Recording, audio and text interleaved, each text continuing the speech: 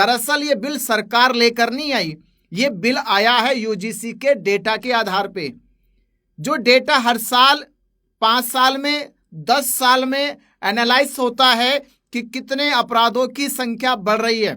आप अगर दूध के धुले हैं, अगर आप बिल्कुल ही समतावादी समानतावादी है, तो आपको तकलीफ क्यों हो रही है?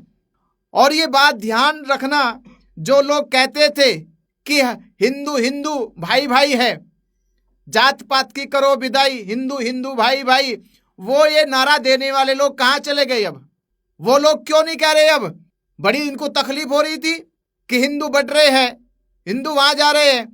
अरे असल में यहाँ हिंदू हो या हिंदुओं का गुरु हो, उनको सबको तकलीफ है स्वर्णों के बच्चों से, कि स्वर्णों के बच्चों के साथ ये जो हुआ कि उनको इस यूजीसी कानून से बाहर कर दिया।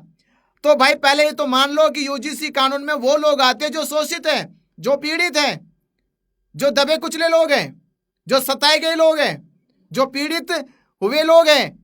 आपकी पीढ़ी दर पीढ़ी तो शोषक रही है, शोषित नहीं रही है। और खास तौर पे वो अब ओबीसी और एससी और एसटी समाज को भी आंख खोलकर देख लेना चाहिए कि कौन आज तुम्हारे हक की इस लड़ाई में खड़ा है।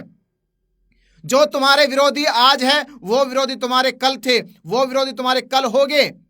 क्योंकि बाबा साहब अम्बेडकर जी ने कहा कि इस देश में जो ये संस्कृति है, ये संस्कृति ब्राह्मण संस्कृति और समन संस्कृति के बीच की लड़ाई है। और आज जितने भी ब्राह्मण संस्कृति के लोग हैं, चाहे ब्राह्मण क्षत्रिय वैश्य क्यों ना हो, वो सब इकट्ठा हो गए। और जो समन संस्कृति के लोग हैं, वो उनके विरोध में चले गए कि इन समन बच्चों को ये अधिकार क्यों मिल गया। पर भाई आप इंसानियत के नाते जाओ, सर्वोच्च संस्थानों में, देश की बड़ी बड़ी संस्थानों में ये जो अपराध हुए हैं, ये केवल स्वर्ण बच्चों से ही हुए हैं। किन पे हुए हैं? ये एससी के बच्चों पे हुए, एसटी के बच्चों पे, ओबीसी के बच्चों पे हुए। तो आज हमें अगर देश में अखंडता, एकता, समानता, भाईचारा, प्रेम, सौहार्द लेकर आना है, तो सबको बराबर अधिकार लाना होगा।